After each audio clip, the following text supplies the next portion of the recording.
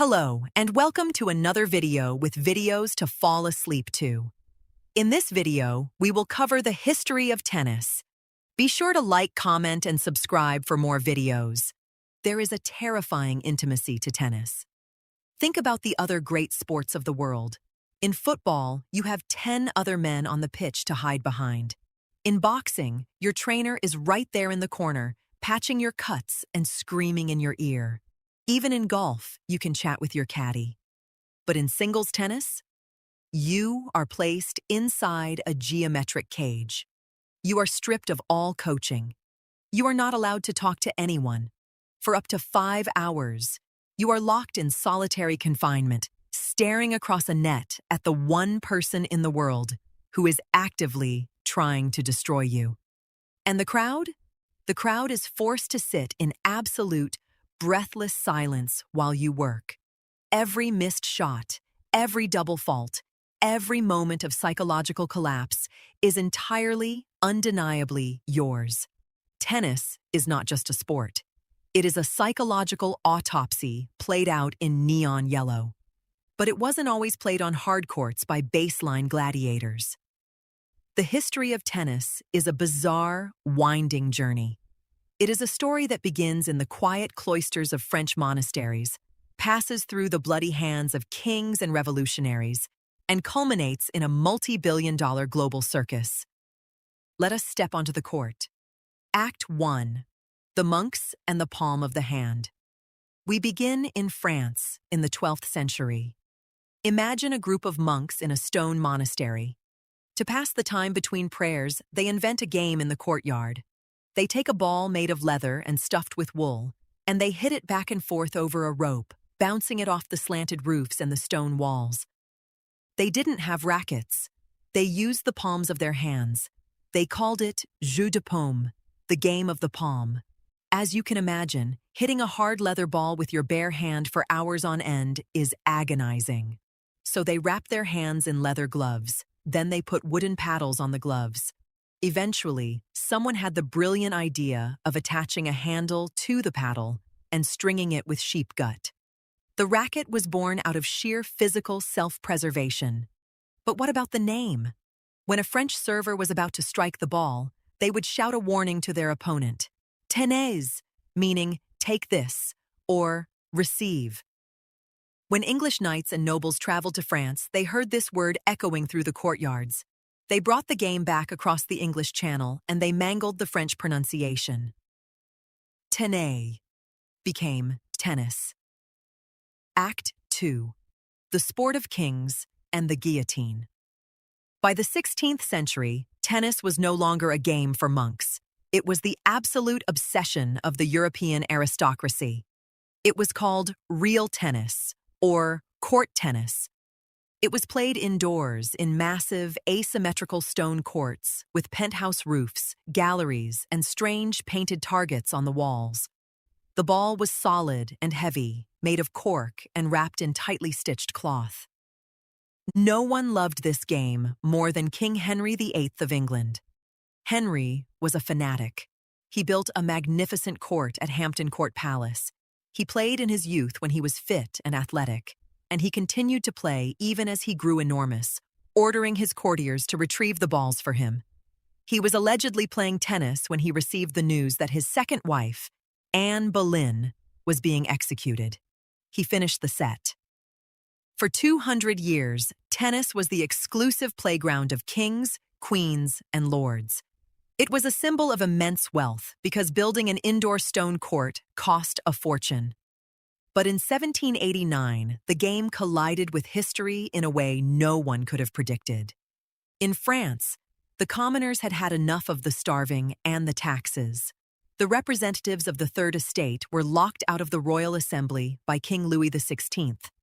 Desperate for a place to meet, they broke into the king's indoor tennis court at Versailles.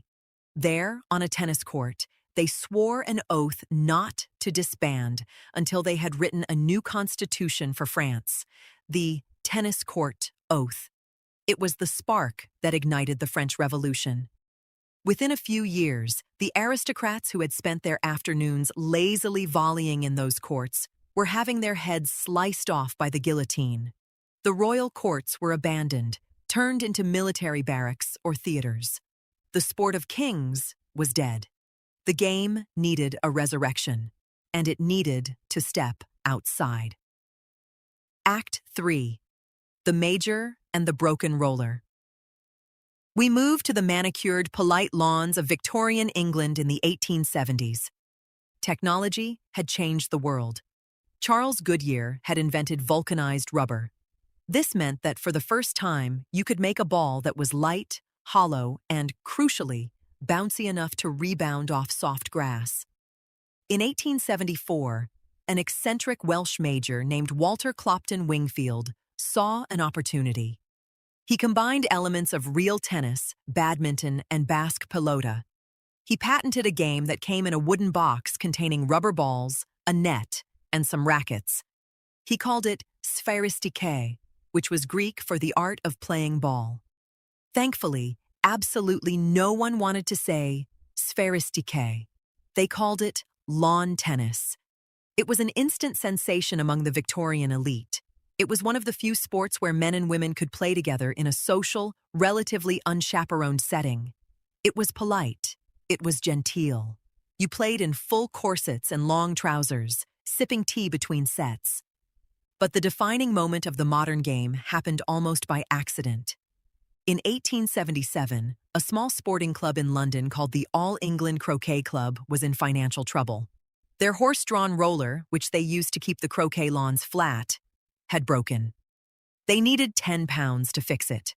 To raise the money, they decided to hold a little amateur lawn tennis tournament. They charged a shilling for entry. 22 men signed up. They drew up a set of standardized rules, including a rectangular court and a net that was exactly 3 feet high in the center. Spencer Gore won the tournament. They fixed the roller. They kept the tournament going the next year, and the next.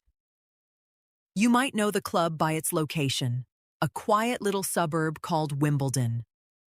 Act 4. The Diva and the Musketeers.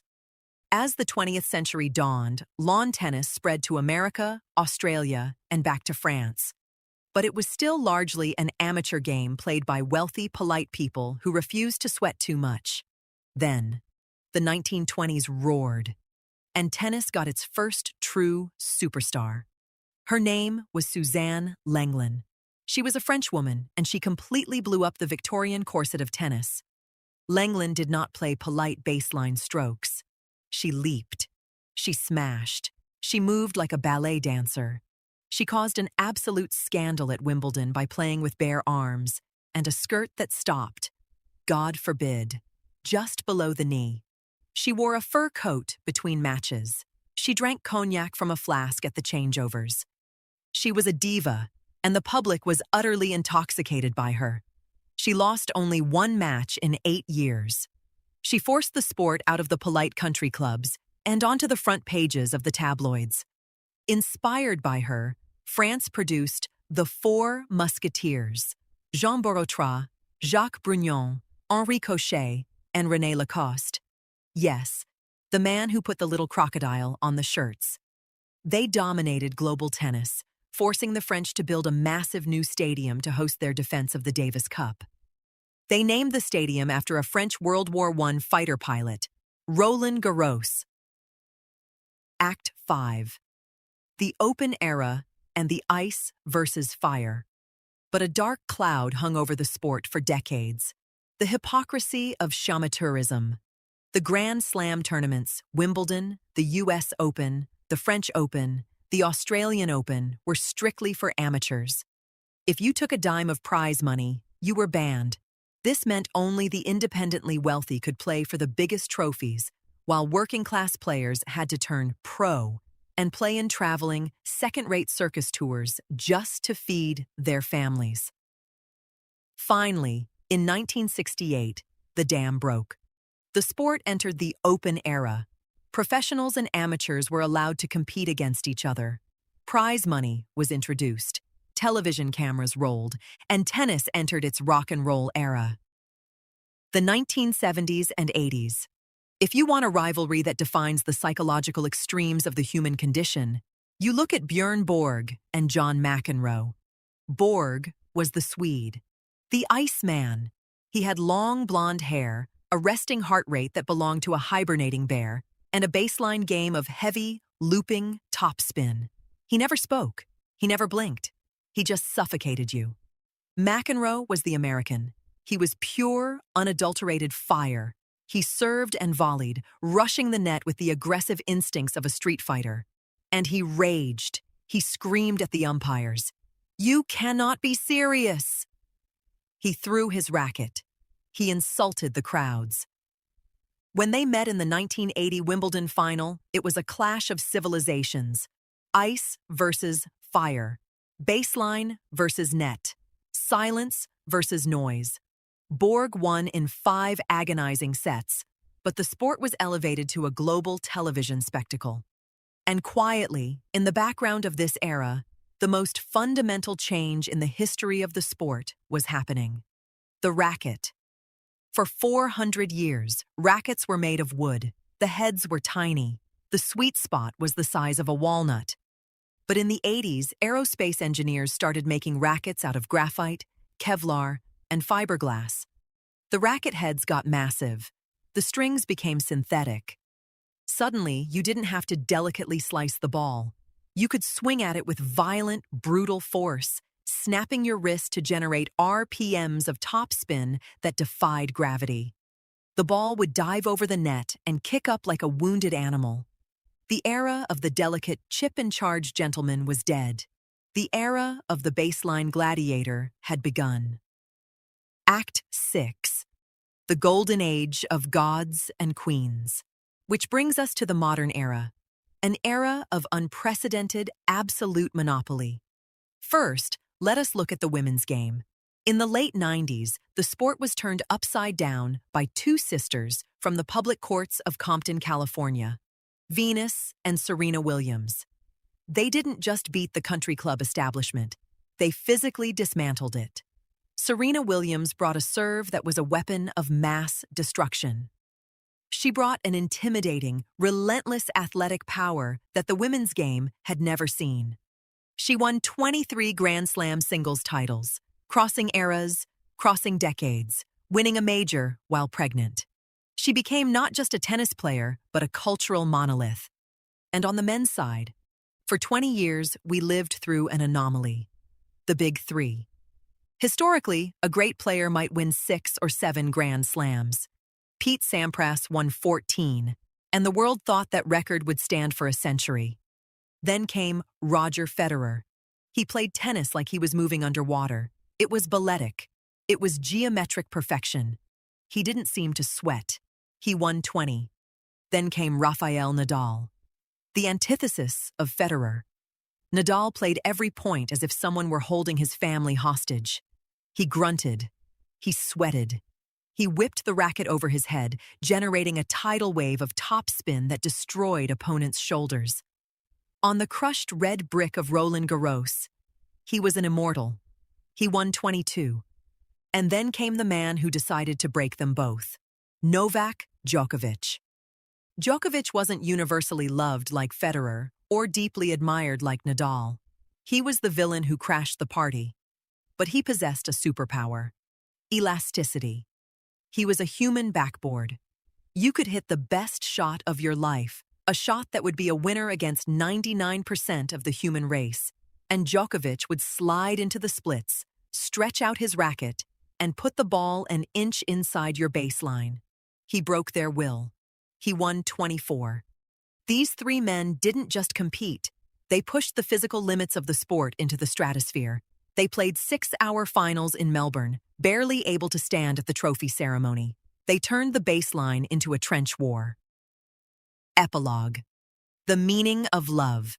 So, what is tennis? It is a sport with the most bizarre, illogical scoring system in the world. 15, 30, 40, deuce. But the most telling part of the scoring system is the word we use for zero.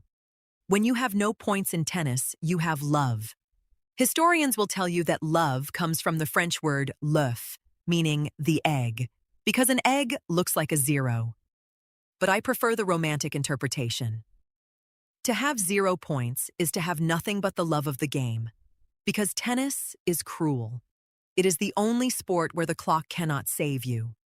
In basketball or football, if you are winning and there are 2 minutes left, you can just hold the ball and let the clock run out. In tennis, there is no clock. You cannot hide. You have to serve it out. You have to step up to the baseline, toss the ball into the sun, and win the final point yourself. You can win more total points than your opponent in a tennis match and still lose the match. It happens all the time. Because tennis is not about aggregate numbers. It is about who holds their nerve on the big points. It is about who can look across the net at 5-all in the 5th set, with their lungs burning and their legs cramping, and refuse to blink. From the stone courtyards of French monasteries to the blinding lights of Arthur Ashe Stadium in New York, the essence of the game has never changed. It is just 2 people, a net, and the terrifying, echoing silence before the serve. Thank you for